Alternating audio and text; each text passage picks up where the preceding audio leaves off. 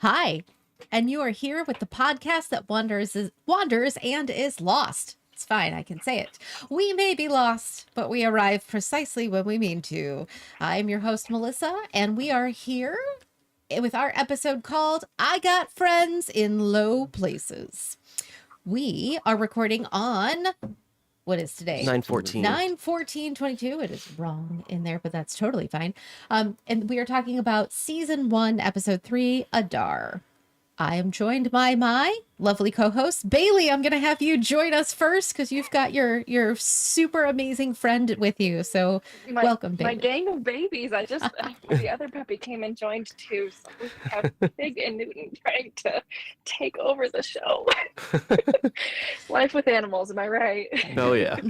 We'll use animals for likes. All right. And Luke, you're here. I am. Welcome back, me. Nice. And everybody's favorite, Riley. Really, I'm just going to jump right over Luke. Hi, Riley. Hey, what's going on? Glad to be here again. Didn't get kicked off yet. I love the yet. He's made it another episode, Yeah. folks. All right. This show and all of our shows at the Drawbridge Media are produced with the love and support of our wonderful Imaginary Legion patrons. When that is live, learn more about it at patreon.com/stayimaginary. We are talking about Adar, which was 1 hour and 9 minutes long. It aired on September 8th, 2022. It was only one episode that time. Our director was the same as last time, Wayne Chi Yip, but our writer is Jason Cahill and Justin Doble. Luke, can you hit us up with some episode descriptions? Yeah, episode description. Arondir finds himself a captive. Galadriel and Halbrand explore a legendary kingdom. Elendil is given a new assignment. Nori faces the consequences. All right. So just like last week, we are going to talk almost character group by character group or location by location. And we are starting in the Southlands with Arondir, Medhor, and Revion. Riley, can you start us off? What was our first scene in that section? Yeah, so our first scene, we have Arondir being dragged into an orc slave camp to dig further tunnels in the name of Adar. So we open up the episode with him being drug along and kind of pushed under this tent-like encampment and then thrown out into the sun and forced to dig is all they tell him. Opening scene thoughts with all the hands.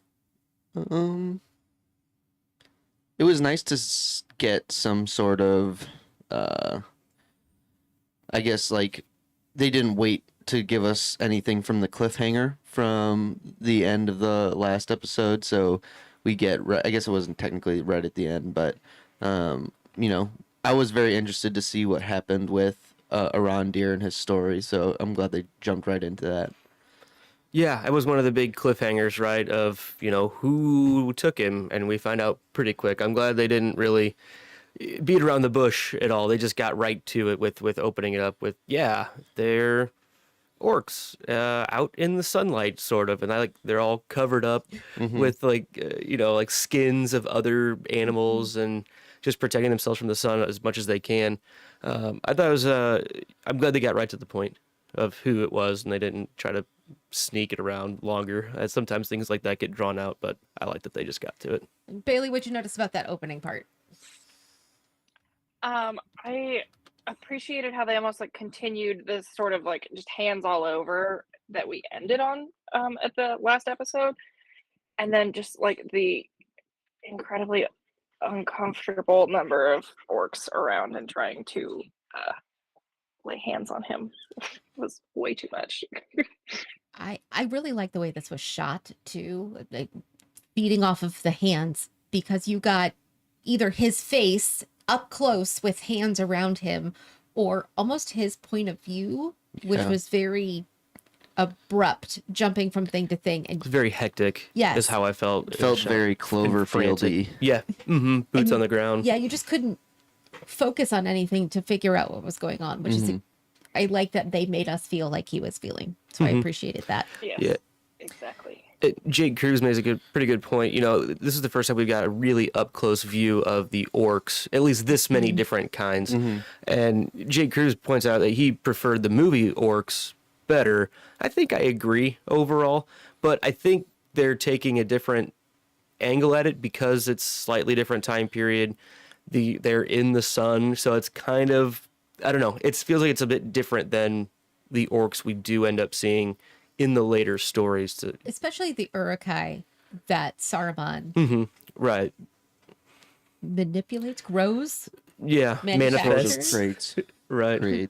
creates. Yeah, because he grows them to be in the sun. Yeah. Which I think is a big piece to it. I don't know. I'm trying really hard personally to not compare style choices of Peter Jackson to this because that's a whole rabbit hole that I know would be difficult.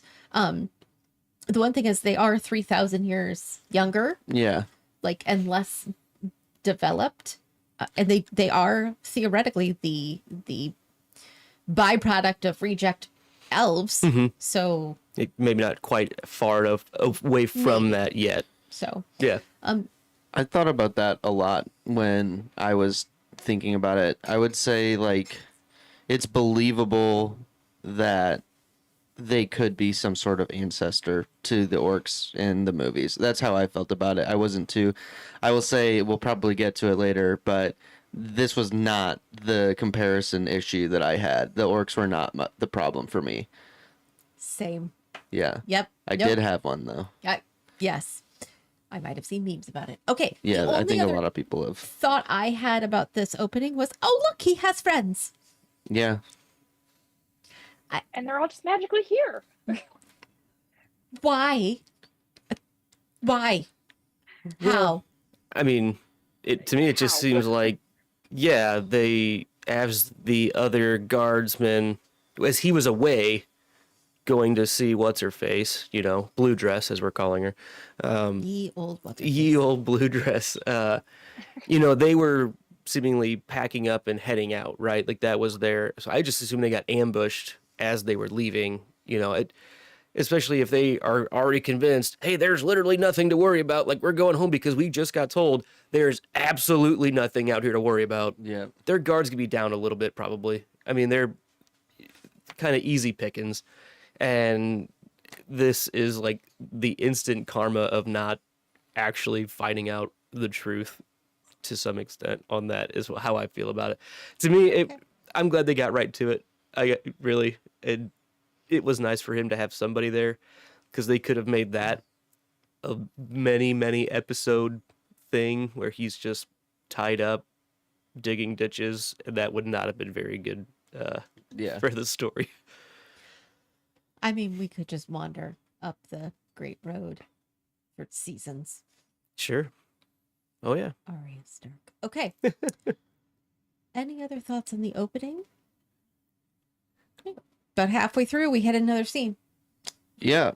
So coming back to Arondir's storyline, our soldier friend elves discuss the orcs' intents and are scolded for talking amongst themselves.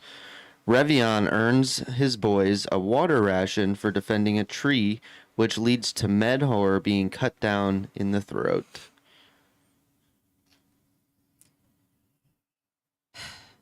So, Bailey, we lose an elf. We do. Thoughts on that? Are we okay with losing elves yet? Already?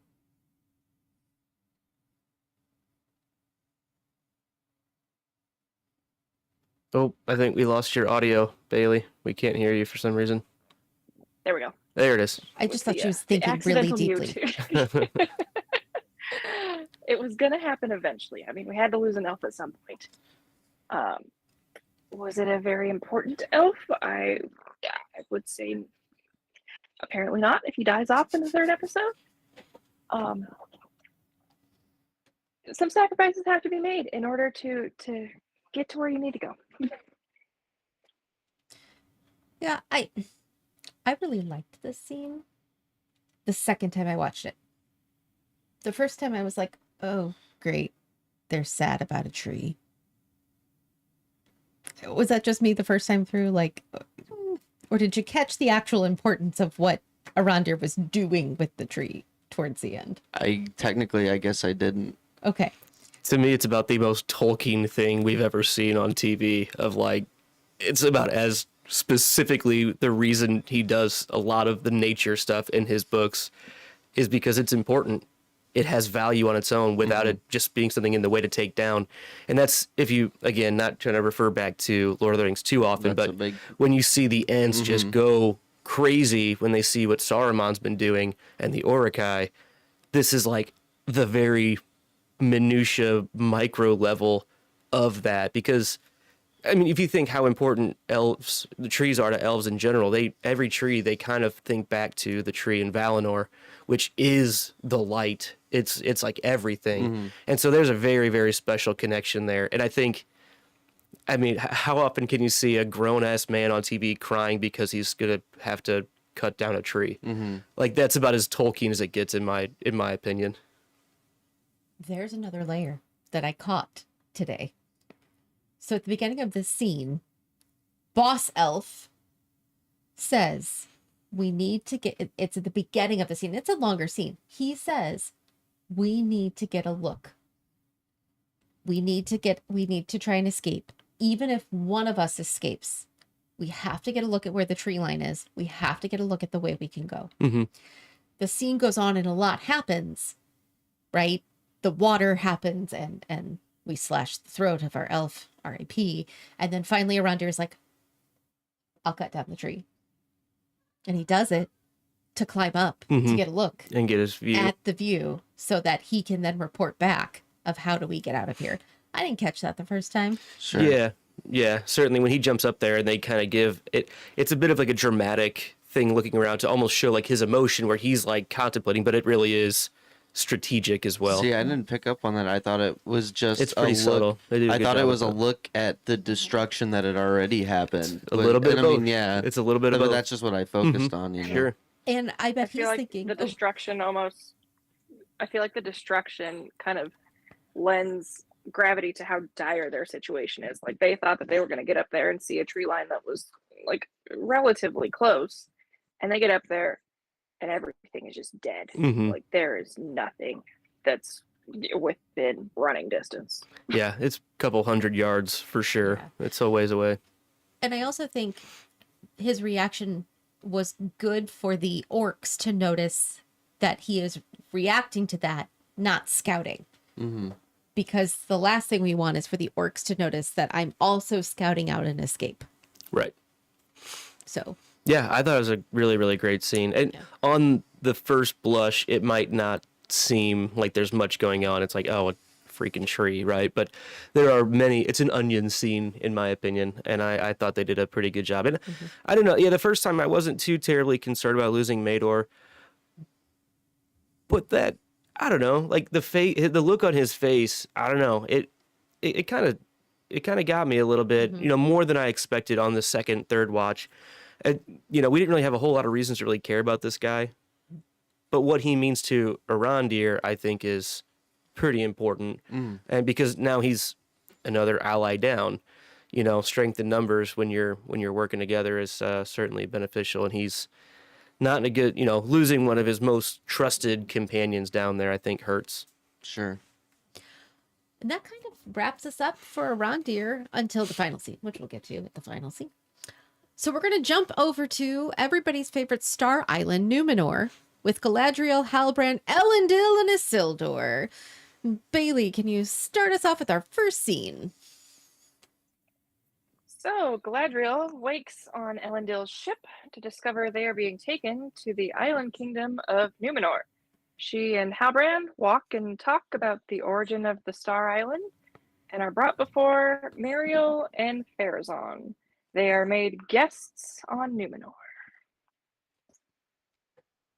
All right, so Riley, a lot happened in there. Mm-hmm. Anything stand out at the very beginning? Well, at the beginning of the scene, what stands out to me is just the Captain Elendil's he the way he doesn't invite them, but he takes the responsibility away from himself to explain anything and says, I'm going to take you to my betters. I think that is pretty interesting and a cool look into what kind of person he is. He's very believes in structure, believes in order of your chain of power, and um, does what he's thinking is the right call. But that was the thing that stood out to me the most, I would say. Bailey, how about you? Things that stood out. I thought the I mean, just the beauty of Numenor in general was stunning. Just very Tolkien-esque. We get lots of gorgeous locations in this whole world, and just kind of the the skirting the answers to Galadriel's questions. Well, where are we going? I can't tell you that. You'll find out when we get there. It was very humorous to me. I like that too. Let's talk about the beauty of Numenor, right? Again, not to talk about the movies, but in Lord of the Rings, that none of you have heard of, It's a little known movie themes series. called Gondor, and there's this realm called Gondor, which has these amazing towns and giant statues on riverbanks that are nothing compared to Numenor. I am super impressed with set design here because it really should be the better, older looking sister to Gondor, and I'm very impressed. Yeah, I think you guys nailed it on the head for sure. It's spectacular what they're putting on screen, and that alone almost sells some of the show, without even worrying about plot lines and history and characters and things like that.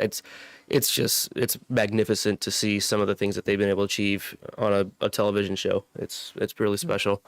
One thing that kind of caught my attention early in this episode, right before we even meet Elendil, they're down in the hull of the ship, and Galadriel wakes up, and she quickly gets suspicious, right?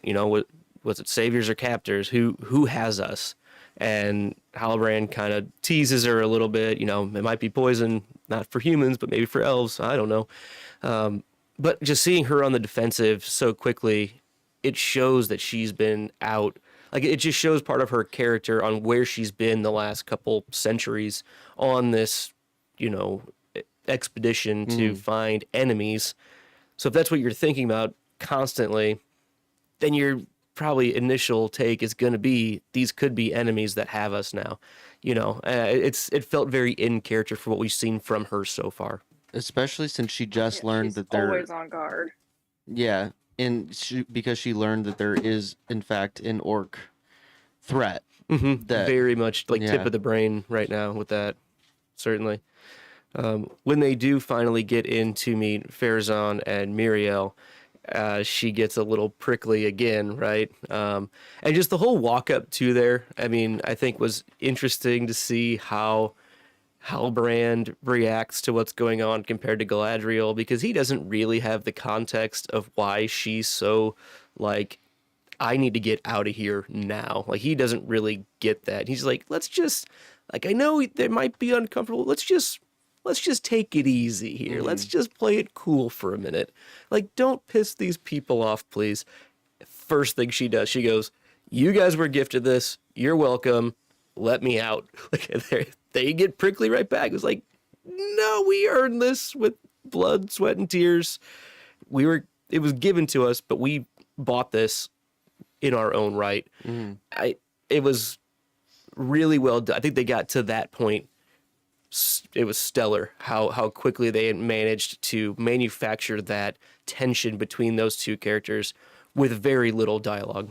My favorite thing in that whole exchange was when Muriel's like, we are extending our welcome. I don't need your welcome. Yep. Oh, okay. Galadriel's boss bitch attitude is amazing, and I am here for it. When she's walking with Halbrand and he says, men like me did this, she goes, these men are not like you. I know who these men are. She is putting up with no fools, and it is amazing. I really appreciate that character a lot. Does anyone else think she could just tone it down for a minute, though? 100%. Like, it would be I more feel like she needed beneficial. more tact in this whole scene. Yeah.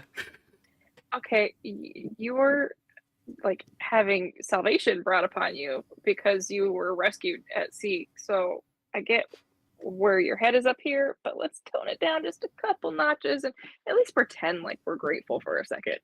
Right. Play the game. Yeah, a little don't lead bit. with demands.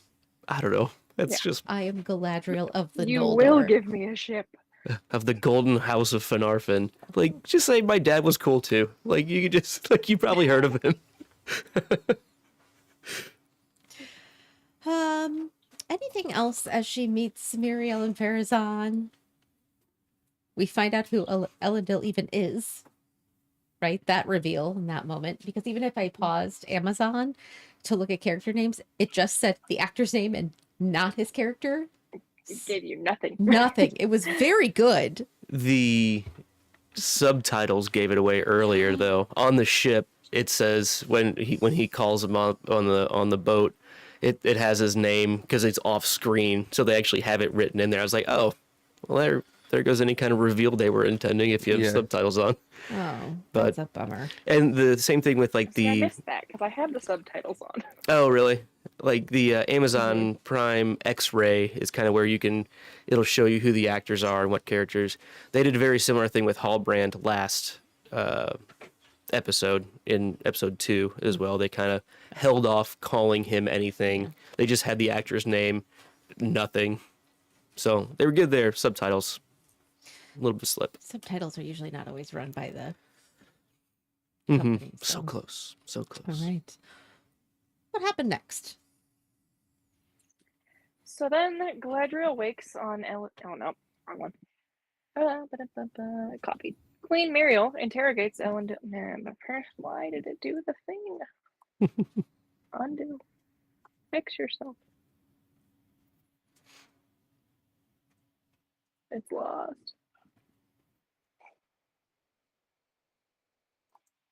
There we go. got it. Isildur hears a whisper on the wind while working toward earning his place on the Sea Guard. Back on the shore, the cadets chant that the sea is always right, and we meet Isildur's sister, Iarian. So the wind is whispering. Totally normal. Happens all the time. I feel like this is the first. You mean you don't hear those two? No. Just us, Bailey. Just me and you, I guess. Okay. Do you feel like this is the first sort of, maybe not first magical thing, because the stranger definitely did some magic things, but first unexplained magic-y phenomenon that we've experienced that comes from nowhere? I don't know. Well, are we convinced that it's real? I guess. Is he imagining? Is he daydreaming that, the sea is calling to him? Or, was it something that's trying to get his attention, that's kind of pulling him, distracting him a little bit? Riley, any guesses, any thoughts? I don't know. I'm just asking. I have no idea. Yeah, I think that it could be his imagination, or it could be some greater power, trying to put him on a path that, may be intended or something. So, I'm not quite sure. I don't know either. And I don't like that I don't have a background knowledge for it. My first guess would be, like, if I'm thinking about, like, Lord of the Rings, it'd be Galadriel. But, like, obviously that's not her. Like, Right? Mm-hmm. Yeah. But it's kind of that thing that we Yeah. see later on where, with Shelob kind of area of the story. But she's busy right now. Yeah. She's a little preoccupied. Demanding ships. He has a Among other sister things. too. Like there's the ship stuff. I didn't get into the ship stuff other than like, the The sea sea is always is right. always right. I feel like I missed the importance of the ship stuff, no matter how many times I tried watching it. Anyone? for me, I feel like it just gives us a background into potentially why that character goes where he goes later. Because if it all of the information we've been given so far is that Numenor doesn't send ships to Middle Earth anymore. So I think, Elendil's clearly a captain. Yeah. Already as well. so I think they're hinting at the fact that there is this strong sea guard, right? That is very important and held to a high esteem in their community. And it's just giving us a little bit of background and basic information on why we would know the characters that we do know later in the story, I feel like. Sure. Laying a ground Yeah. layer. Like there's no extra meaning behind it besides just introducing these characters that we know of. We just don't know their stories in full. Okay. I'm not sure I noticed the importance of the sister being there. I thought that was a bit of a let's just show off that we have this actress in the show as well. There's another female in the show. Let's make sure we get her in this scene. It just didn't. It was funny how he walks up and he's like, "Oh, how have you been?" And he hugs the horse instead of her, and she kind of gets all excited or whatever. But I don't know. It just didn't seem necessary for her to be there in that moment. To me, I don't know that he had a sister. So I'm trying to find like my chart of names, and I don't know if it's in either of these two books. I think he had brothers. I'm really confused. Certainly has one brother, and they talk about him later on as well. He's mentioned later on. But it's supposed to be a younger brother, I think, and yet it sounds like it's an older. I'm gonna need a little more clarity around Elendil's lineage and children. That's all. I'm sure we'll get that. That's my guess. Any other thoughts? There's a sister. She has horses. Next. Queen Muriel interrogates Elendil on the meaning of his name, as well as his loyalty to the crown, before presenting him with a new sword and a new task. So Elendil gets a new job. Follow that elf. Be a babysitter. Right? Like, Yeah. Talk a little bit more about that babysitter. That doesn't sound like the most highly prestige job in the world. No, it definitely feels like a demotion, almost like you brought this elf onto our lands. So now we're going to punish you by making you responsible that she doesn't get into any shenanigans while she's here. But here's a cool sword. I got you a consolation prize. Now go do some scut work. Yeah. That's pretty much it. I am undecided on Queen Muriel. Yeah, she doesn't seem to be. She seems to be too stricken with tradition, and the traditions don't quite align with who I think is important. So, I can see that. Hey, Luke, there was a sword. I'm waiting to hear your thoughts on the sword. On this sword specifically? Yes. the His father's sword? I specifically. feel like this sword might get a name eventually, and it might already have a name. It probably does. And we'll probably learn more about it as we go. It's a very cool sword. his father's. Big fan of this sword. Yeah. I mean, it does have some drawbacks. Eventually. Right. It Yeah, wears down. fair. What right. would you rate the sword?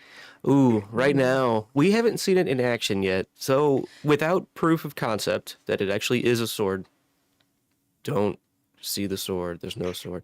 I've been listening to a lot of Night Vale lately, so it's Yeah, my me too. brain is Night Vale right now. All hail Glow Cloud, who works for the PTO. You know, that's always He's nice. the president of the PTO. Yeah, absolutely. I'm going to give it a solid 9.8 out of 10.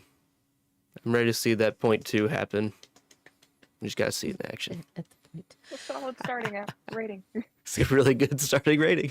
Either that or you are really inflating the scores. No, I just make the scores up as we go, and the points don't matter. Okay, Drew. All right. Anything else about this scene? Moving on down the line. Elendil finds the escaped elf Galadriel, speaks to her in Elvish, takes her on a horse ride. So there might be a friend. Yeah, seems to actually be friendly towards the elves. I mean, when he was being interrogated by the queen in the previous scene, she was really focused on his name being related to being a friend of the elves. And it seems like he might actually, there might be some truth to that. I mean, how many other people have we seen can speak Elvish? Do you think the queen can speak Elvish? I would Doesn't- not put money on that. I wouldn't put money That would on not that. be a 9.8. She could. She wouldn't speak it anyways. You would never know. Yeah, we'll find out. We'll see. I think there could be more going on here as well. But under the words that are being spoken, clearly he's withholding information. He's trying to not necessarily say, "Yeah, my name is Elfriend" to someone if he doesn't know how she really thinks, but he knows what the society at large overall feelings about elves are, and that's pretty obviously shown to us as well. So he's being, close to the chest a little bit, but then she calls it out saying, well, doesn't it also mean this? And he's like, yeah, there's that too. Mm-hmm. Yep, that's I also wasn't there. gonna own up to it, but yeah, that's me. I'll take the sword now. Can I go? Can I go now? Um, I'm feeling very uncomfortable. okay, Garth. I was uncomfortable with the horse ride. Yeah, it seemed kind of out of place. Any other thoughts? It was a waste of screen time. I mean, I get she's traveling probably to that library thing. That's what it seemed like. But she was really happy about being on that horse, and I was concerned. Yeah, for sure. I mean, we got some cool landscapes. Sure. I'd rather see the architecture. Oh God, I sounded like Luke. Ugh, that was a whole thing. Hold on, I'm distracted. I gotta shake it out. Dry Shake it heaving. out. Okay. I don't know. I didn't see the purpose of that. So either I missed it or it wasn't in, I don't know. There wasn't a purpose other than the cool landscapes. I don't think it was important. I think it was, hey, let's do this really artsy shot. That's what it felt like. We're going to go with this high frame rate camera just to get this hyper slow motion moment where the horse is ugly as hell. I don't know. When they zoom in on its eyes and its face, I'm like, you look bizarre to me. That's not a good looking horse in my opinion. But I don't know. There was a moment in there. It kind of felt like some of the things that happen in the show Westworld. I don't know if everyone here has watched much of that, but it sometimes has done kind of artful cinematic things just to do it. It seems like I like that show, but it felt like they were kind of going for something similar to what I had seen there. She seemed a little overjoyous. I don't know.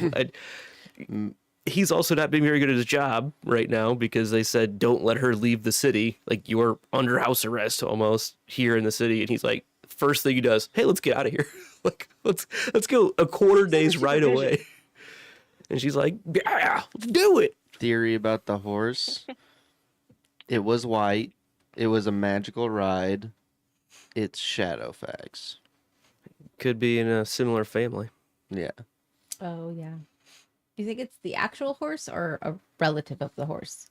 I mean, You say horse. I say it's probably the horse. I mean, I don't really think that, but that's a wild tinfoil hat I'll throw out there. So, a Shadowfax theory. Okay. I did not think about that at all. I was too busy distracted by the smile. I mean, think about it. She has been nothing but Right. since she was like 7.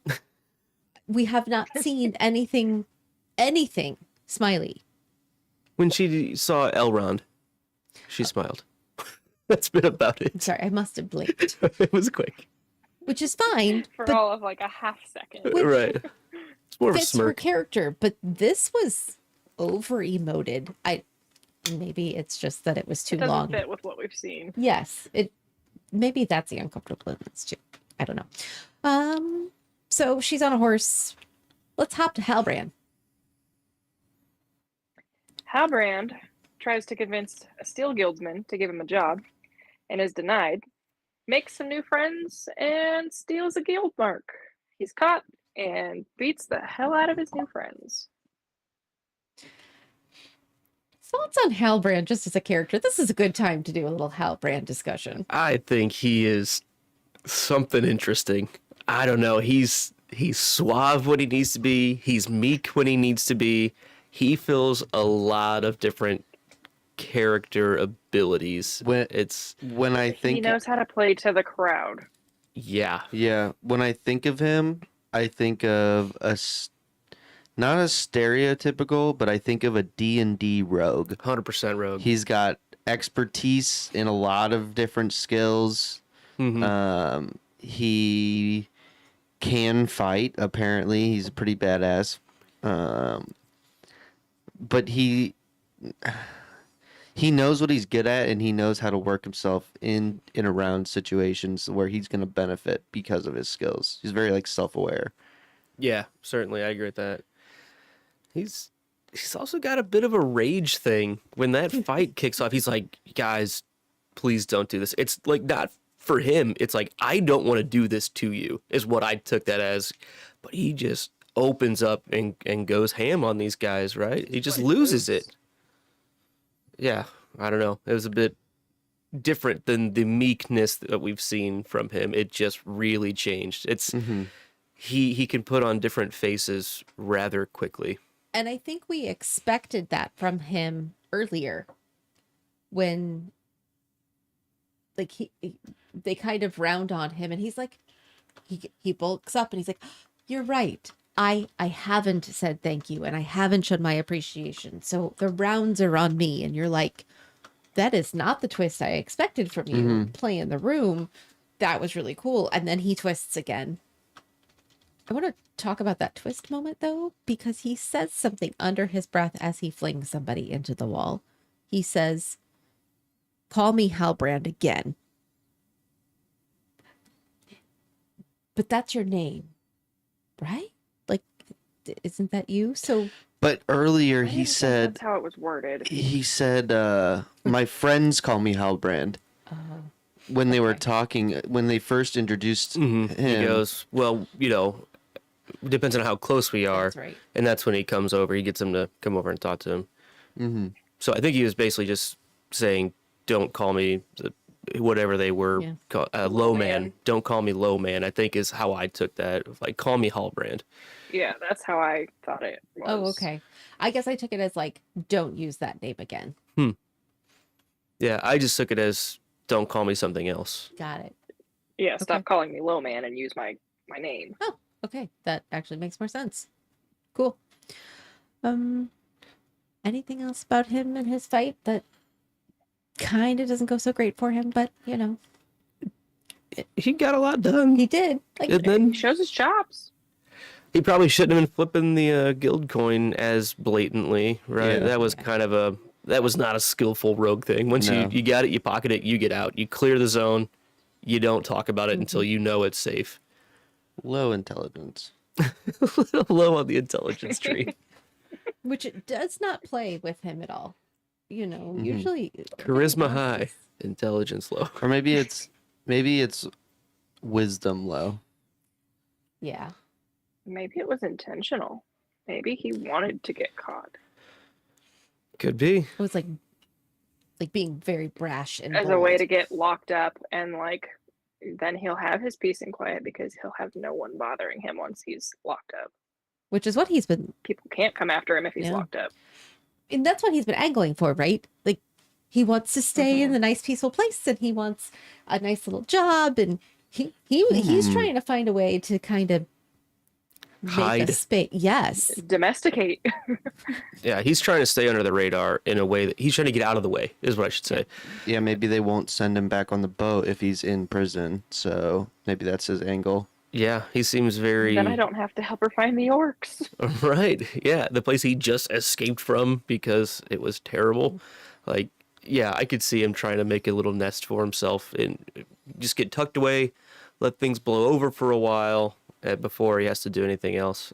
That's a pretty fair point. then we go back to Galadriel. Elendil allows Galadriel to explore Elros's library, where she discovers the meaning of the marking. Anyone else want to go hang out in the library Yes, Absolutely. all day all day, for like a year. at least? I like that there was like a maester there too, like the law, Mhm. the lore master is Okay, what they but called him. maesters are useless. You're welcome, Abby. Okay, He moving was on. like the library search engine. Right? Yes. Library media I have this specialist. thing. Please find it. My name's Dewey. Ralph wrecks the internet. I don't know if I've seen that one. Oh, there's like a search guy there too. But yes, Dewey. Dewey Decimal System or Dewey from Series of Unfortunate Events. Book the penultimate book, book Mhm. 12, book the 12th. There's lots of librarians are your friends kinds of things. Except for when they're not real. Or when they're dangerous. Do not join the summer book Or when club. they're working for VFD. Yeah. Fair point. Absolutely true. Thoughts on the mark? It's Mark. I can't believe no one ever like tried to look at it from a different perspective than just upright. To be like, that kind of looks like a mountain when you turn it on its side. Yeah, I agree. It's there. It also seems like why would whoever's putting this, we kind of assume it's a Sauron-esque character. Whoever's using this he first used it on Finrod a long time ago. Like what's the point? He already had this map place Been leading located people on to the map that orcs he was like, forever. that's where I'm gonna move. Here, let me show you. Here, Come visit. here's a. This He was is the just seat of inviting him. darkness. He was just inviting him over. Here's a map to my house. Please Do you bring want to cookies. come over for dinner? Yeah, I'm having a housewarming party. Come to the dark side. We have cookies. We have cookies. I don't know if I care about it. That's how I feel. I don't care about the mark. It has not this whole time. Oh, it's the mark. Oh, look, Galadriel. Oh, look, the mark. Oh, look, so and so. No, Yeah, it feels like something that's just been thrown in to have something like that. Almost like the eye in VFD a little bit. yes, that ends up being hard. But at least it's relevant-ish throughout the story, where this just feels like, hey, we have to have some symbol that we could put on a t-shirt. I said it. It just feels like a merch You thing. need to be able to buy it in Hot Topic. Right? Yeah. I think the mark looks exactly like the thing that Theo has, and we know that the orcs are searching for something by digging. We know that Theo found it under the ground, under one of the houses. Mm-hmm. I think that it's pointing towards some sort of importance with that thing. Mm-hmm. That's what I think. That's what it looked like to me too. I mean, it looks more like a Morning Star, a mace kind of weapon-ish thing. It's got similar peaks and angles to it, but maybe it's dual purpose. I am not putting that much thought into it. That I have analyzed it that well. So thank you. Sure. And then we come to our last collection of scenes on Numenor. Elendil learns his son Isildur wishes to defer his trial, and his daughter Eärien had been registered for her acceptance into the Builders Guild. Galadriel visits the King of the South, Halbrand, in his jail cell. Muriel lets her father know that the moment they've feared has arrived. So let's start with a father loses his temper on his children. Natural. Yes. What do you mean you don't want to continue your trial? My favorite part is when he turns, like all of a sudden it's the sister's fault, right? The brother is doing all this. You didn't know. And she goes, I listened to him on occasion. So yes, I had my suspicions. Like maybe you should try that. Shocking. You mean I need to listen to my children? Aren't you just supposed to do what I say? Isn't that what you're made for? To follow my directions? Yeah, minions. Yes. I know. I don't know. So, I don't know. Why is Isildur putting off his trial? I don't know. He seems there was some hesitation on the ship. It seemed like right whenever he was kind of hearing this voice or whatever, and everyone else is just gung ho about getting this done, and it's kind of he was a part of the reason that one kid kind of got kicked out because it was his rope that he was tying, and the kid grabbed it too early before it was really tied down. And maybe if Isildur had done his job quicker and not been distracted, that might have happened. And we saw that kid pretty much just got ejected from the cadets because the other two friends were like, "Yeah, his dad's not gonna be real happy. Like that's gonna be pretty embarrassing." So I don't know if he doesn't feel he's ready, if he feels there are other things that he would like to do before being conscripted into almost a who knows how long length of service term or whatever that is. Maybe he wants to see the world a little bit, like the summer of college, let's go abroad for a day. You want the gap year.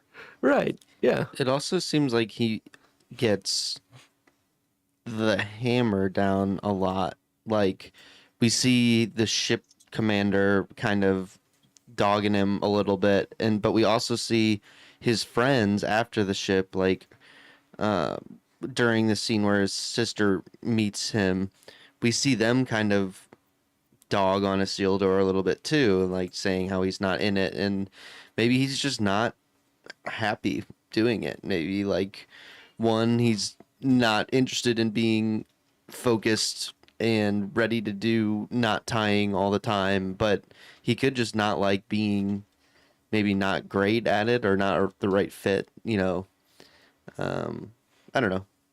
He may just not like it. I also noticed the second time through that his father starts listing all these other things he's quit or been kicked out of. And I did not do a very good job of taking notes on them, but it's like, well, what about what happened with this?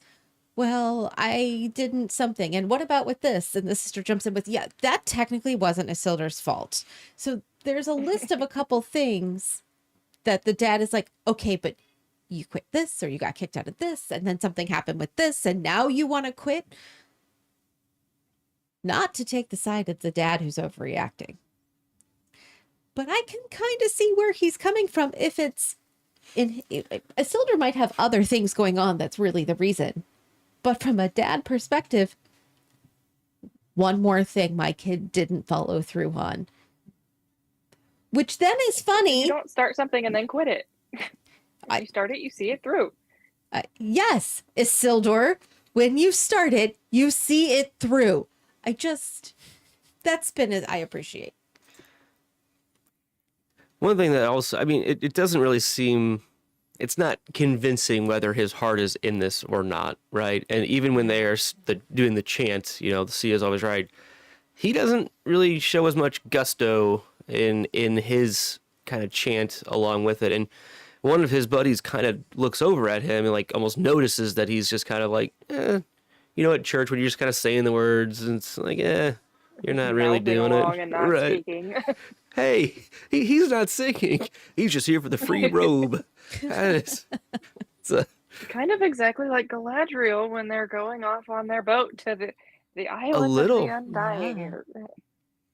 Just not fully engaged, it seems like. Fair. Any other thoughts on Isildur and Elendil before we leave them? No.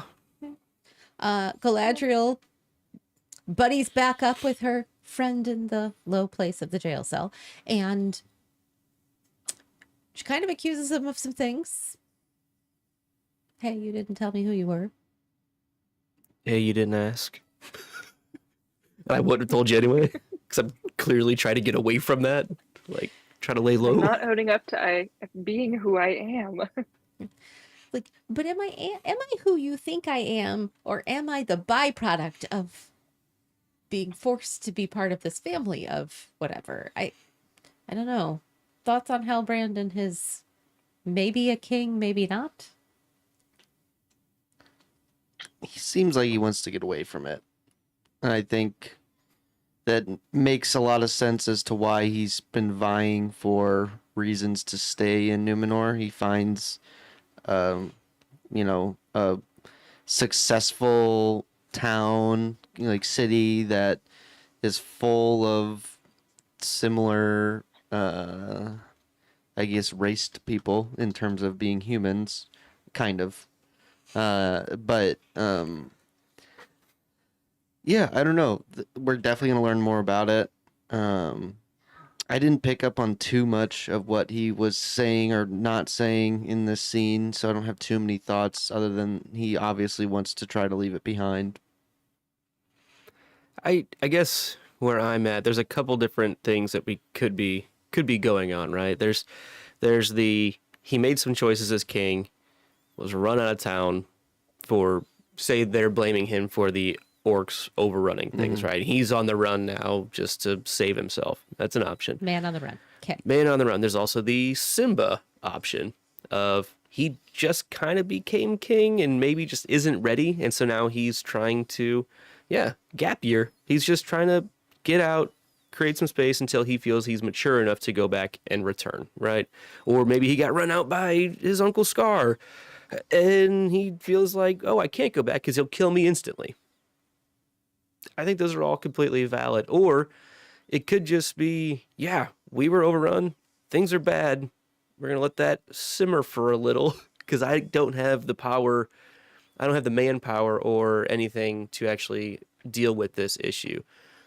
And I don't want to be beholden to this elf and go back immediately when whatever future thought I have about what I'm doing here is even close to coming to fruition. Mm-hmm. So I think those are a couple of the options. I'm sure I'm not even close. There's going to be some other way that they're going to do it, but he definitely seems to not want to be anywhere else but where he is. And he doesn't want people to know that he is or isn't, might not be a king of wherever in the Southlands. Mm-hmm. One wonders. I also... Oh, go ahead. Go ahead. No, please.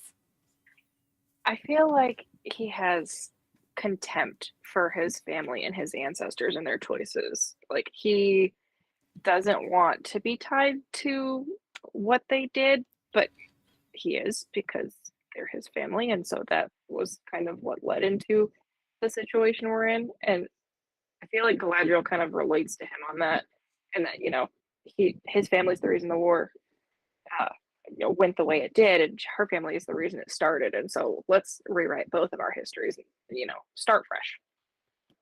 Similar to, again, not to always reference Lord of the Rings too much, but this feels very Aragorn-ish too, where he doesn't necessarily trust himself with the power, right? He doesn't want to take the ring because he doesn't know, or he doesn't even want to take the Palantir because he doesn't want to fall similar to how some of his ancestors did before him.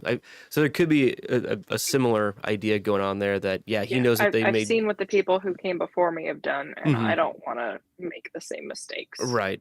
Or I want to distance myself from that. A couple different options there. I think that's a really great point, though, that I forgot that he kind of mentioned that part of it. So you were saying that, Bailey, and my thought was, oh, look, they're bonding, right? Because when they first get to Numenor, it's like, oh, a man and an elf. We are together by circumstance alone. This is not a thing. And then she goes and seeks him out, and she makes not a peace offering, but an olive branch of, we are on the same side towards him. And we're in the same metaphorical boat. After being in the same literal boat.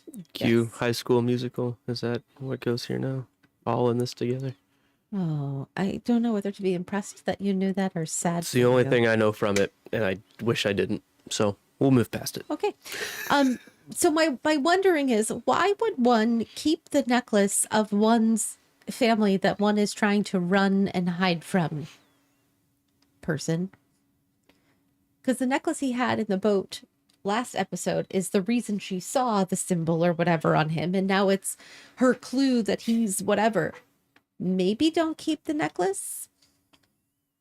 It's the only thing that he owns now, though. Maybe pawn the I necklace. feel like it's a reminder to not make the same mistakes. Could be valid. Okay. Like- I'm more of a purge kind of a person. I would have just gotten rid of it, but okay. Maybe. Yeah. Yeah, I think we'll just have to see how his actions moving forward play out to see if there's something more and what his intentions are. Right. Which are questionable at best. Seems questionable to me. Yep.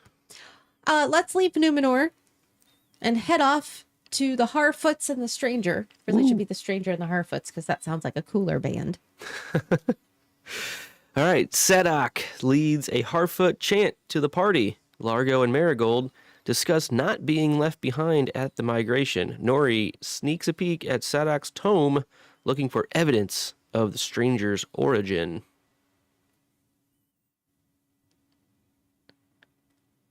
Yeah, we definitely get a very, very firm confirmation on what the motto of the Harfoots is. Yeah. Just stay in line. Don't go out by yourself. Like, stay as hidden as possible. Any thoughts on the chant with the kids kind of walking up? It seems playful, but also problematic. But they're a small group of people that have no contact with the outside world, and this is how they've survived. So, understandable why it's being driven in so fiercely, but a little problematic to me. Certainly indoctrination. Yeah. Through and through, right? I mean, I can't think of a much better word than that. It's I mean, The I don't cult want to of use the Harfoots. Cult of the... I That'd be a was good just band gonna name, say too. Cult. It's like I don't want to use the word cult, but yes. Cult of the feels a little Harfoots would be a good culty. band name. That's that's on the list. Write it down. Somebody write it down before I forget. Oh, the only thing I really took away from this whole thing, I didn't even pay attention to what Nori was searching for. I'm not gonna lie. I couldn't get invested in this, except for Poppy. Poppy, her superpower, I think, is using words really, really well. And I was thinking of when Nori was under the table and she's like, right? And then you don't want to get left behind and you need to move forward. Right. I mean, left. We're not going to be left. I loved that. But even before that, she does And Sadok is like, what is this child's problem? Oh man, if you only knew. Like, but she just played it so well. I appreciate that. But even before that, when she was yelling at Nori, like, don't you dare go get, she was like, there are 3 kinds. There's hard sense, common sense, and no sense. And either one of those, I can give you some extra if you don't have anything. I like the way her brain kind of turns because it's a little bit different than the rest of the Harfoot group, but it's not quite so down the you're an oddball path like Nori is. Mm-hmm. Well, I think that's growing up. She's still in line. Right. But Yeah. she can see a gray area a little bit more than the rest of them. Yes. Sure. And anytime you grow up with someone like Nori, you're going to be more predisposed to understanding where they're coming from. And, they've clearly spent a lot of time together. They finish each other's sandwiches, if you will. And Ugh, that song is awful. yeah. But she clearly knows the Harfoot way, right? They both do, but she seems to adhere to it more, but also has to cull some of the things that she knows Nori's going to do and play that fence line a little just to protect Nori. If she doesn't, no one will, because Nori's just going to go off and get herself killed or caught or worse, expelled. So there's that. Or roasted. Roasted. I was thinking with trolls, but it's fine. Mhm. There will be no Gandalf to save her. No one's looking back, Nope. looking behind. Any other thoughts on good old Poppy and the cult of the Harfoots? All right. Next scene. Nori defend. Oh no, sorry. Harfoots remember those who had previously been left behind, while the stranger exposes himself to the Harfoots. I feel like that was a, an interesting word choice. It surprised me as well, reading it now. Not. It's almost a PG show. Unintentionally lets himself be seen. I did these scene descriptions when I woke up at 4 in the morning, and I said, you know what? Let's just throw it on. While I have it on, let's just put the scenes together. Then I fell back asleep an hour later. So Well, good job. there you Most of go. it. Yep. Most of it. So let's talk about the memorial service. Yeah. I thought that was pretty interesting. I think it was. I liked that some of them were like a lot of them were very serious, but then like there was the one where like he died to bees and like they all laugh at him. Like, I think it's a cool way to like bring together your community around a common purpose and like, you know, knowing that you know, being left behind, you're never truly left, but I don't know. It just it seems interesting how I mean they were doing it for a while, obviously, and they had more to go before they got interrupted. But I'm curious to think, like, were there any that were like of old age? You know, like I don't think there were, and so it seems like it's a very relatively like young group overall. Like, who knows how long this group of Harfoots has really been traveling together. Um, it just seemed interesting to me because, yeah, it could have kept going for hours, but it seemed like there weren't that many names, you know? And they all met disastrous ends. Yeah. Like, how long do they live, you know?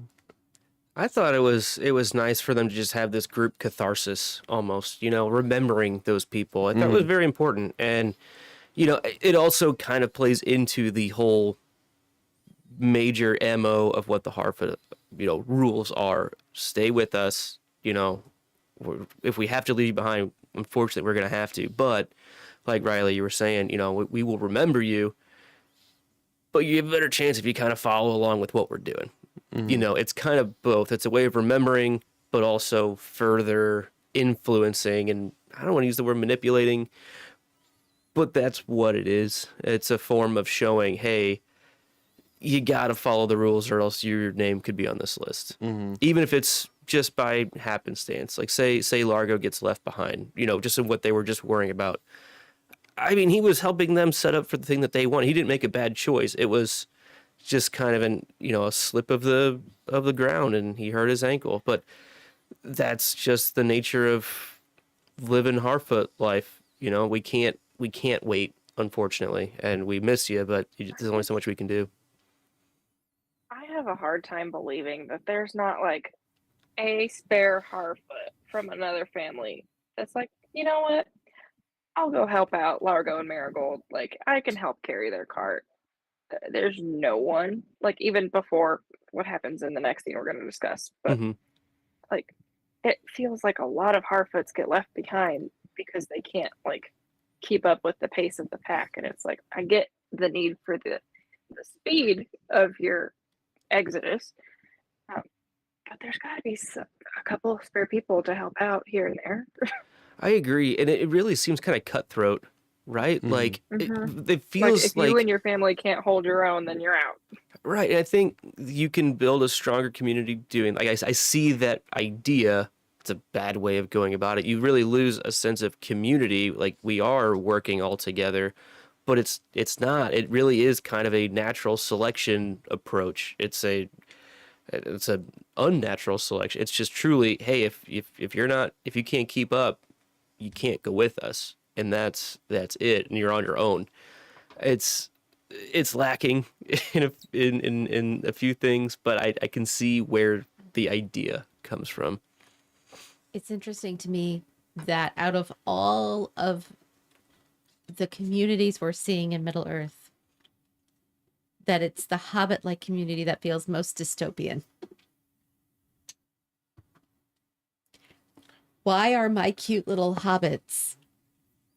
It's like The Giver almost. It's Mhm. that same dark, and you think it's one thing, and it's just I don't know. And maybe that's why it's hard for me to get into the Harfoot story, because I don't trust any of them except for Nori, maybe Poppy, and Largo seems cool. That's it. Everybody else, they're a little sketch because of that. It's not a team sport. That it should be a team sport the way they live. Right. And really, Sadok is the only like elder Harfoot that we see, or at least that's visibly aged. Mhm. He's the only one that's made it that far. Convenient. And why? Right? How is it him? Mm-hmm. Does he get to set the pace? Does he get to...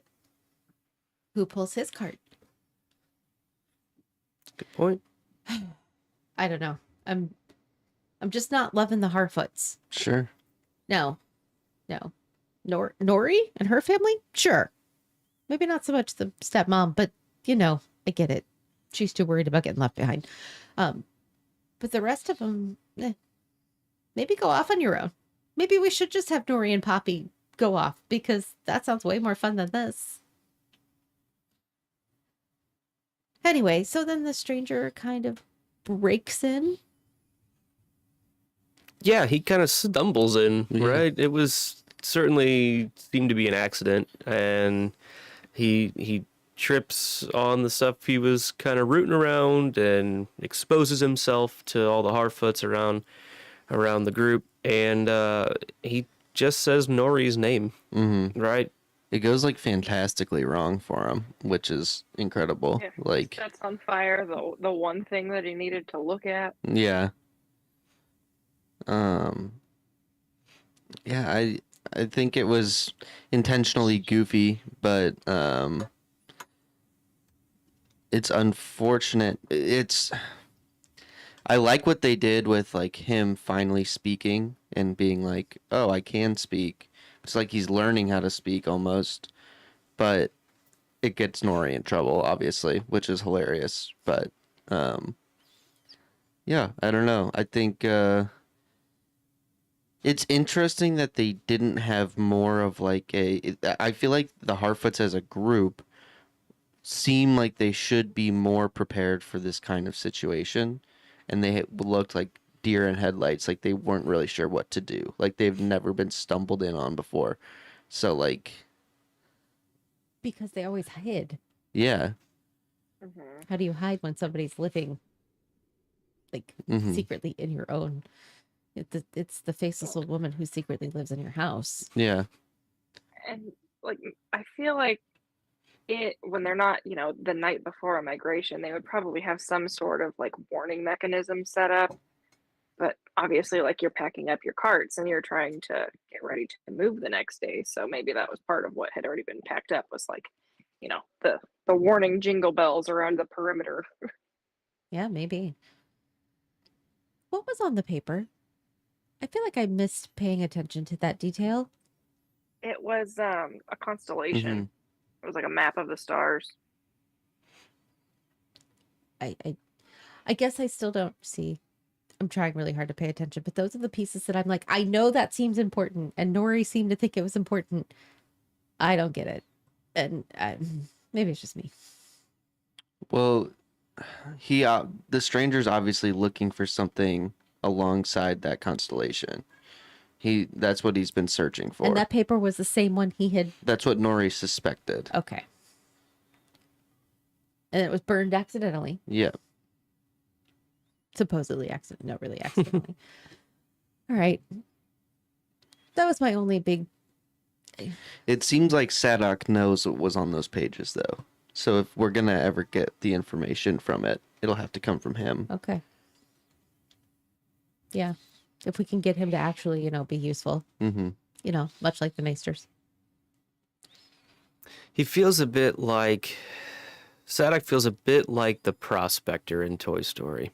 He's got more information, and he's really being careful on who knows what. Mm-hmm. Is that just me? That's like the closest thing I can compare it to in this thought right now. Of just seems like he knows more and can't be the only. He has to be the only one that knows what's going Everything. on. Yeah. Well, yeah, because that's how you get everyone to follow you is by, I, having the most information. So Control if the- he doesn't yeah. give it out, then then there's no one else to be the leader of the Harfoots because he has to by default. pretty sure Gandalf, or not Gandalf, Dumbledore did that. Sure. Like a pig slaughter. Right? All right. Next scene. Nori defends her position of helping the stranger, but her whole family is punished and scolded for her choices. Seems on brand. Sounds about right. Yeah. But they don't Sounds just like a Harfoot thing. outright, throw him out for kind of break. He kind of, Sadak kind of gives a middle ground compromise, right? It's Yeah. clearly not good for where Largo is. I mean, it for him, it almost feels like a death sentence. But at least it's not just, well, you just can't even come with us. It's definitely pulling the card of, if you can keep up, this is kind of your chance at retribution for your family, is how I'm taking the way this all panned out. I'm not surprised. We've been building to this. Mm-hmm. This We're not going to explicitly say that you're probably going to get left behind, but you're going to get left behind. we're gonna set it up so that it's not our fault. You couldn't. Keep Yeah, up. there's no one else behind you to help push you forward and kind of help you keep pace. Yeah, or he was gonna get to be first at the beginning. Kind of set the He pace. got to be first, and now he can't set the pace. So, I do want to say, going back to what you were talking about with Sadak holding all the marbles. Mm-hmm. At one point when they were talking about the stranger, he said, well, I've heard of a being that turned into stars, but never the other way around. Anybody else catch that one? Mm-hmm. What are your thoughts on the fact that Sadak had this random knowledge about a being turning into a star? For me, it seems somewhat of like a afterlife kind of assumption. Like, I could see how people of their kind of try. I don't necessarily believe that it is. He knows for a fact that people turn into stars, but I feel like that's something that could have been come up with throughout the years of what happens when one dies, is that they turn into a star in the sky. It's very Lion King, but I was gonna say I wasn't planning on making another Lion Yeah. King reference, but that's exactly where my head's been going when Yeah. you started talking. Wrong. It's a Shrek reference with Donkey and all the ogres in the sky with the constellations. No, don't I don't remember that part. it's after they rescue the princess on the first night and they're sitting there looking at the star. No, just me? I'm just blanking on that. Maybe it was in the musical version. I don't know, but there's a whole like Donkey and Shrek thing about, there's the constellation of this ogre so and so and all his flatulence coming up behind it. You're missing out, guys. Okay. I mean, I was gonna make a fart joke too because Pumbaa makes a, Yeah. a billion miles away balls of gas. Everything to you is a giant ball of gas. But yeah, it very much felt like the kings, Mufasa, and Mikey Too Hard is kind of pointing out the same idea too of the kings. They get remembered. Hercules as well. Like, create a constellation to memorialize him forever in the sky. I feel like it's more of a Sadak's going for a metaphorical, theological story kind of thing, not necessarily he knows of a being that did that. But one did. But now it's going the other way, and he's like, we've seen this now. Like, this is bizarre. I guess my take was somebody did, actually. Arendelle did. Elrond's dad. He took a Silmaril and now travels the night sky with it. So, like, that was a thing that happened. I don't know how long ago. Why would Sadak know about it? Yeah. That's the thing. I wonder if it's one of those, because he didn't actually turn into a star. It's his job with this ball of light. But I could see somehow through the telling, it switched to this guy has turned into a star. But how does he know? I wonder if we'll find out some point that like there was a time before this current makeup of Harfoots, right? And in that time, maybe, and along with this theory, maybe Sadok is the one that started this troop of Harfoots. This is his This offshoot. is his offshoot, and maybe when he left said previous place, he took all of the knowledge that was currently there that was available to him, and so maybe there was some elven history or something wherever he was. But that's a small theory. In this land before time, did they eat tree stars? Maybe. I hope so. Oh, I like Land Before Time. It's a great movie. All 15 of them. Stars. All right. I have them all on VHS. And do you still have a VCR to play the movies? I sure do. Nice. All right. I'm impressed. I've gotten rid of all of that stuff. So, yeah, Land Before Time. Man, I haven't seen that in a long time. You're All welcome. right, yeah. Sorry, I went down a whole path in my head. All right. Whew. Brandyfoots are falling behind during the migration and are aided by the stranger. Clearly, this is what Largo and, well, I don't think he was worried. He was, I mean, gung-ho, let's go until we can't go, right? Everyone else kind of saw the writing on the wall that this is not going to go well for you. Like, you might be all optimistic, but clearly he's struggling and probably hurting himself further. And you get the Deus Ex stranger coming in, helping, pushing from behind, and they're like, yeah, big dude can help. Let's have a giant on our team. I'm all here for that He's right our now. friend now. Yeah, that's my Largo BFG. hop in the cart. Yeah. My favorite moment, though, was when Poppy stopped. Mm. Mm-hmm. And Nori's like, Poppy, you're going to fall behind. She's like, no. Like, you can just tell. She's like, I choose you. Right. So, This is I the like choice that that. I'm making either way. And I like that the I stranger picked my new family. Yep. Go start our own cult. When something we kind of skipped over when they were going through the names, we found out that it was sounded like both of her parents had been left behind, yeah. and Sadok's wife is what it sounded like as well. So- So those were kind of notable ones that clearly it was a pretty touching scene when they show Poppy sitting there, Yeah. but now she's clearly choosing that this is my family. It's the family that you choose. And she's not choosing to just follow the pack right now. She's choosing for herself. I thought that was a nice bring around to say that that's her choice and she's not hesitating at all. I think Poppy might get my. Well, Poppy is in the running for person of the episode for me. Not that we do a person of the episode, but Person of the Poe, the POE, yes. she'll come running. Who's your Poe? Who's She's your in the Poe? running. Where is your dog? She's right here. All right. Any other thoughts about the stranger or the Harfoots or the cult? It's just nice to see the stranger getting some, some workouts in. I like that he's not so scared. Like, he's still unsure, but he's not so dysregulated scared that we saw earlier. Yeah, his manic franticness has, I mean, he's got his bearings a little now. Let me tell you, when you fall out of the sky, it takes a couple days to get used to it. To get your footing. Yeah. Just ask the Hulk. Right? Yeah. You fell out of the sky there. All right. I think it is that time in the episode. Every episode we have one of these, and this happens to be this episode's final scene. Final scene. Final Here scene. we go. Arondir initiates a prisoner's revolt, fights with several orcs and a warg. Revion is struck down or was at his doom, and we get a glimpse of Adar. I would like to kick this off with Riley, because I feel like you have been waiting to rant. So I'm not gonna let myself be influenced too heavily by outside of the episode, but I have seen a lot of talk.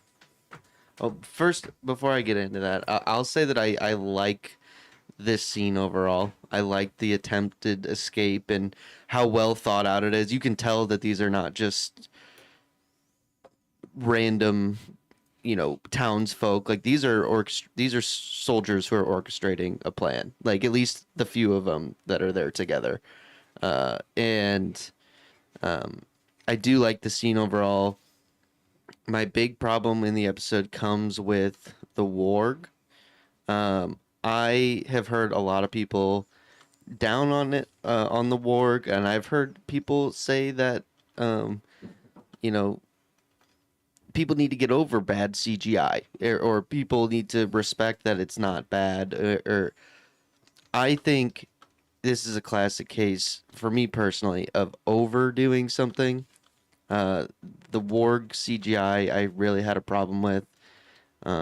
It's one that they were like my favorite bad guy enemy in the movies. I really liked the warg scene, Two Towers, where they're all rushing down the hill, and it's like the most badass thing.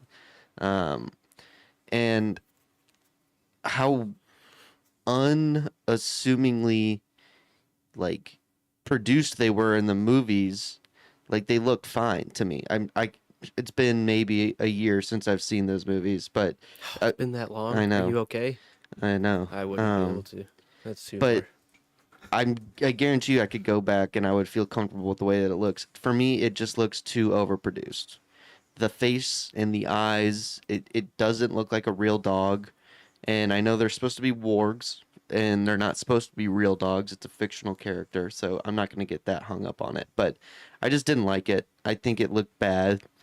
Overproduced. And I think that goes a lot. I'm not saying that they didn't do a good job on it. I just think they tried too hard to make it look modern and new, and they could have just, I don't know. It was probably an intentional choice to not make it look the exact same from the movies, which I understand, but they're wargs, man. You gotta make them look badass, not like a goofy Courage the Cowardly Dog. Mixed with one of the, again, it's happening again. I'm sorry, this was unplanned. Looks like one of the hyenas. Yeah. Really does. Are we secretly just watching The Lion King and imagining Lord of the Rings characters? So Bailey, we forgot to tell you that we shifted the topic.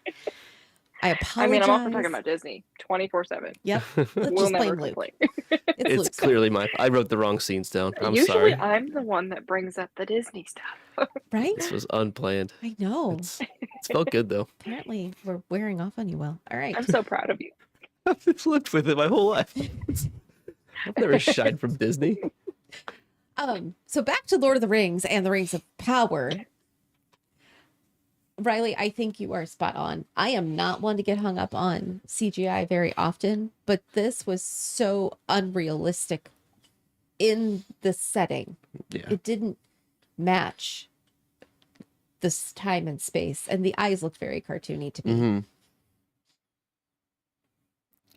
Yeah, it could have been better with less. Yes. The action I thought was good. Yes. The action was great. One of my favorite things about watching the Lord of the Rings movies, specifically for the warg stuff, is when you watch all of the extended edition extra material, and they talk about the making of and everything, and how they had to physically think about, how the anatomical structure of this animal would have to work for an orc to ride it. And it just feels like they wanted to have at Nikki Cunningham in the chat kind of cracked me up. It looks like a messed up, overgrown pug. The face is pretty pugly, and I gotta break in. Dickies was good, but JD's was a little bit better. yeah, it's also great. The giant violet poodle. Yeah, they could have done less. They could have just had orcs do it. I loved like you were saying though, like the action, like him around here tying it to the tree roots, and and I don't want to get too hung up on it, but it's the only thing in this scene that takes any part of it away from me. Yes. Like in that's why I feel so strongly about it, because my imagination was broken, and I don't have control over that. It's up to the story writers and the visual presenters to keep you in that, and I just was completely taken out of it. But it was a great scene. I had one other thing that kept distracting me, and it was every time that Arondir had like a move, it was slow-mo, and that really just bothered me and distracted me. Like nothing else was in slow-mo except when Arondir was like, I'm gonna do something badass. They're giving him the Legolas treatment. A little. Yeah, no. Annoying. Except there are other elves there who would also get the unnatural slowdown. I don't know. I think it's an attempt to make him look like a superior warrior. Like there's something that he kicks into.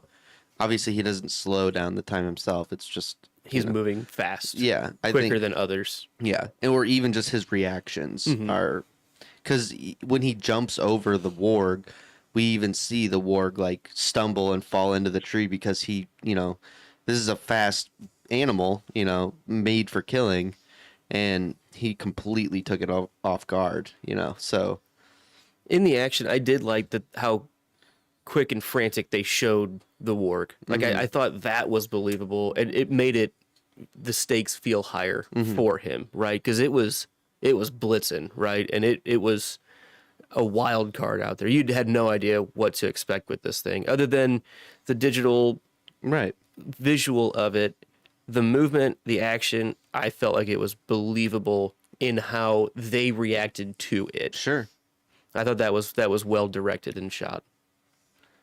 Can we talk about Revian?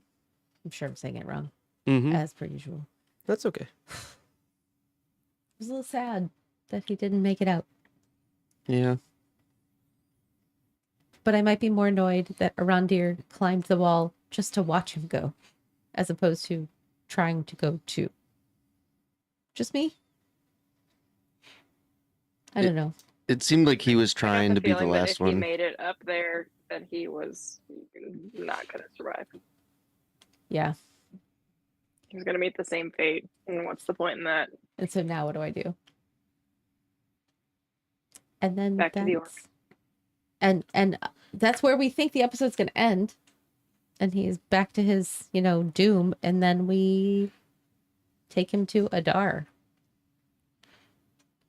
Thoughts on Adar? I liked the mystery of not seeing who he is and what he looks like. I would agree with that. Just enough to be like, he looks familiar, maybe, but maybe not. I don't know. Could he be a guy that we've seen before? Is this... Yeah. I don't know. I'm curious to see where that goes. And I'm hoping that that's answered right away in the next episode.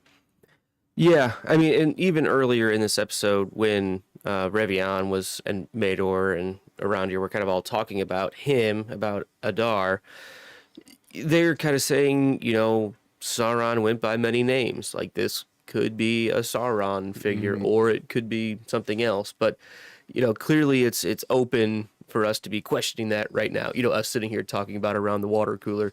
Oh, who is it? Who could it be? Same thing that they've done with, it feels like, a handful of other storylines throughout this show so far.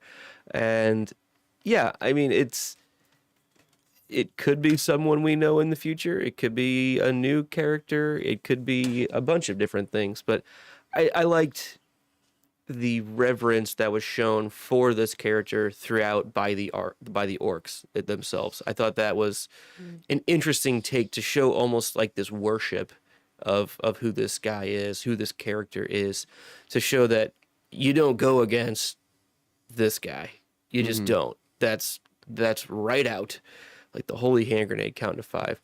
But it just felt very believable that this is who, at least this group of orcs, is. There's a word I'm trying to think. Like just the head honcho. Yeah, like beholden to entirely. Like they almost couldn't choose to not be following this guy, like soul bonded, sort of thing. Final thoughts on this last scene. All right. Episode title accuracy. The episode title was Adar. How'd they do? They got there in the end.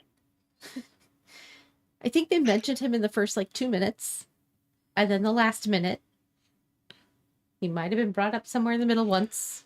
Yeah, in that conversation that our prisoners' friends had, he was mentioned there. It didn't seem like the main storyline to me. Really, the Numenor stuff seemed a lot more prominent. I mean, we spent half the episode there. It I don't know. I feel like there were other options as well, but I feel like they're doing that though. Like, so far, most of the episodes. I mean, granted, we're on 3.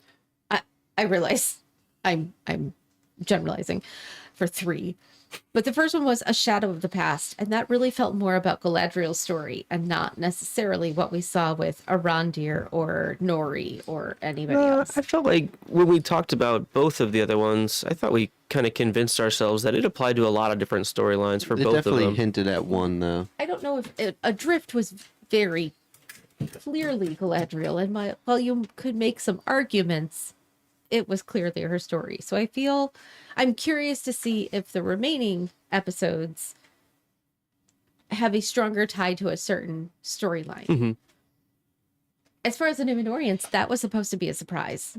I mean, I was not surprised because on the Amazon show homepage, it has a whole section on telling you about who the Numenorians are. So that surprise was not as well kept. So, but I can see why maybe they wouldn't want to name it that. I don't know, but we'll see as we keep going. What does Newton think? What do you think, buddy? He's like, where's my snack, Mom? We had dinner. Where's the snack? He's just mad I they don't care didn't. about your show. He's just mad they didn't cast him as the warg. That's true. He would have been a better warg. So then what about episode description accuracy, right? Arondir finds himself captive. Galadriel and Halbrand explore a legendary kingdom. Elendil is given a new assignment. Nori faces consequences. All of those things happened Nope. without giving anything away. You know, if you see that ahead of time, you can kind of just tell what's going on, but not the specifics. Just general enough. Yeah, so fair. But also keeps it, we only went to 3 places. This was not as broad as some of the other ones have been. Mhm. So sometimes when you get a really short description like that, you miss chunks, and it didn't. It hit every major storyline, Right. which I like. Yeah, some of the storylines we didn't hit, Bronwyn at all, Elrond. and Elrond at all, with And Durin dwarves. and the dwarves, Mhm. and also Theo. Theo. Those are kind of the main characters that we've. And Gil-galad doesn't really have anything specifically we'd be looking No. for right now, but those are kind of the main 2, if you call Elrond of the dwarves, Bronwyn, and Theo. I think those are the kind of the main groups that we didn't visit. I'd imagine we'll see them next episode. That's what I'm Yeah. hoping. So, I think all we're right. gonna get a lot of Elrond and Celebrimbor. Yep, I would expect so. Yeah. With how much Galadriel and Halbrand stuff we had this episode, they could be in a little bit slower next episode. Just not half the episode is what I'm saying. Yeah. Yes. I'm trying to decide if any not of at these all. stories, I could see Arondir not coming back next episode. He's just captive for a little bit, right? I could see us getting. Yeah, a like we've s- had 2 episodes that focused a lot on his story. Mm-hmm. I could see us getting a similar treatment with the beginning of this episode, where we get an answer to the cliffhanger of And then who we is go away from it for yeah, a while. Yeah, and then we don't see it for a while. I almost don't want that because it's just too similar 2 episodes back to back. Yeah. Which feels very This Is Us, when they would do a big 3 trilogy of episodes where you'd get the same 24-hour period and you'd get points. Yeah, 3 times in a row. Yes. Which might be okay when you're binging, but you're waiting 3 weeks, and that's a lot of time saying the same stuff. Okay. My favorite or least favorite thing, it is second breakfast time. So you can either tell us your least favorite thing in the episode or your favorite thing in the episode, or both. If you have a both, that's up to you. And Bailey, I'm going to start with you. Least favorite, Galadriel's lack of tact when meeting the Numenorians. She could have just toned it down a hair. Favorite thing is definitely the stranger following along with Nori and her family and offering to assist, and Nori's family actually taking that assistance and saying, we need this. So sure, we'll tolerate you. Luke, favorite thing or least favorite? I think my least favorite thing was the horse ride with Galadriel. It just felt out of place. It just kind of wasn't needed. Favorite thing, I really liked seeing Numenor in general. I thought they did a really great job with that. And just meeting those characters, and Halbrand was great through there. I really enjoyed his character through all the Numenorian things. So I think kind of that whole amalgamation, which was, again, well over a quarter of the episode for just him. So yeah, I think him in Numenor were my favorite things. My least favorite, it's got to be the horse ride, because even the badly designed warg had a purpose in the story. I don't think the horse ride did. And my favorite thing, it may not seem like it because I'm very nitpicky. I really liked the episode as a whole. I liked that it was smaller in scale. Not really smaller in scale. We saw Numenor. That was massive and huge and met a whole bunch of new people. But I appreciated that we got to delve into Arondir's plight and really feel him. And I appreciated the cult of the Harfoot, which is going to be something I'm not letting go of. Not that I liked the cult, but I liked getting to see their culture, however questionable it may be. Cult, sure. Yeah, that was sort of funny. Wasn't. No, it wasn't, but I tried. But Numenor was probably my most favorite. I just want to go walk the halls of Numenor, and then the next time I visit Gondor, I'll be like, yeah, but it's no Numenor. It's no Numenor. So, second-rate city. it's a good knockoff. All right, Riley. Yeah, my least favorite thing, I think is kind of opposite from your favorite thing. I find myself as a watcher really enjoying when the story jumps around a lot. It keeps me more engaged. So the really long section of Numenor back to back was like I didn't talk much on the end scenes just because I had toned out like both times that I had watched it. It just lost my interest a lot. But my favorite thing is in the Numenor scene. I also really like the Halbrand stuff and the development of his character and his weird fascination for smithing. We've got a lot of mystery and like cool, intriguing tidbits of his character. So I'm excited to see where he goes. Because I wasn't expecting to get another big like story character for a little bit.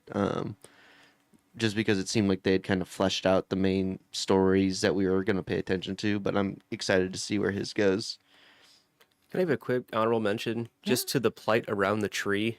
I just thought they did a good job with making it obvious that this is a big deal to these elves, and it ends up going the way it does. But I just thought they did a good job of kind of showing that, like I mentioned, like it's like about the most Tolkien thing you can have is like really caring about a tree. And they did it believably and not in a way that it's just walking and talking and saying, we care about trees. Like it felt clunky in a couple spots, I'll be honest. But the idea that they were able to work it in as a plot point, I thought was pretty well done. Sure. All right. So thank you for joining us. If you have enjoyed the show, you should check out one of our other shows that Riley's going to tell you all about, whichever one he feels like. Yeah. The podcast that floats down here is a Stephen King read through podcast where my fellow hosts and a couple other hosts run through different books and films by Stephen King. Super interesting if you are into his work, and they break things down very interestingly. That show has run almost the most consistently over the last 4 years. Yeah. Even. So there's a lot there, a lot of books to read. You can learn more about that show and all of our shows at thepodcastthat.com. We're going to close out. Name, personal Twitter, and final thought. So, Luke. I'm Luke. That's me. You can follow me on the street or on Twitter at Luca Ferocious. Final thought. I thought this was a pretty focused episode. I think kind of what you two were slightly on different ideas. I think I'm a little more on Melissa's side of this. I enjoyed the episode as a whole. I liked how focused it was in getting to major things without also still being able to open new doors along the way. You know, we have new questions of who is Adar and still who is the stranger, right? You know, it's seems to be leading certain ways, but it could still be open, in my opinion. So I like what they did with this episode overall. And Riley. Yeah, I'm Riley. You can find me on Twitter and Instagram at HoagieOnRye. My final thought is, I really like, I really like the development of some of the characters that we've been given. Halbrand has gotten a lot. Arondir has gotten a lot. Nori and the Stranger have gotten a lot, and the Harfoots as a whole. We talked a lot about their culture. I just like how we're learning more about this new old world, and it's been engaging so far. I'm Melissa. I'm at mcrowley522, and my final thought is I haven't made my final decision, but I'm pretty sure that I'm leaning Team Halbrand right now. I'm just saying he might be my favorite, followed closely by Team Arondir. I was totally fine with those being the main focuses of this episode. That was not a problem for me not because they're beautiful and nice to look at. It's an added bonus. I'm not saying it's not, but I find those characters, like, I really thought Arondir was going to be kind of one-dimensional, and the more we get from him, the deeper. It's a very deep well, and I appreciate that. Halbrand's just fun, and I want to know who he is, because there is more there, and I want to know. He's the one that, if we don't get a good, clear picture of who he is by the end of the season, that will be my biggest regret. So, and Bailey. I am Bailey. You can find me on Twitter at RiddleRights. And my final thought, I really enjoyed getting to see the beauty that is Numenor. But I'm hoping that we get to follow Elrond a little more closely this next week. So, Right. At some point you can become a patron. Learn more at patreon.com/stayimaginary soon. But for all the ways that you can help this show and all of the shows at Drawbridge Media, check out thepodcastthat.com/support us. Follow us on Twitter at Wanders and Lost, and on Instagram at Wanders and Is Lost. So, check us out. Sometimes there's is, sometimes there's isn't. It made sense in my head. Send us an email at wandersandislost@gmail.com. Subscribe, like, rate, and leave comments on iTunes and on YouTube right here. And don't forget to hit that notification bell for the next time we go live. You can join us in the chat. Thank you to all of our friends in the chat tonight. We appreciate all of your feedback and your input and comments and ideas and jokes. So we love you, and we appreciate that you're here. Those of you who aren't here live, feel free to join us next time. So and that next time is going to be Friday this week for House of the Dragon, next episode for the podcast that drinks and knows things. So right. All of those have been scheduled, so you can go to our channel here on Drawbridge Media and see when we're planning on, at least we're scheduled to go. A lot of times they get shifted last minute. It happens, but that's our best attempt at saying when we're shooting for recording. So check all those out, hit that notification bell. You can actually have notify me on each one of those scheduled streams. Next one we have for this show will be mid next week at some point. We'll get it uploaded. So make sure you're following us on the channel, and you can be notified as soon as that is up. And so until next time, stay imaginary. thanks. Clicking buttons is what I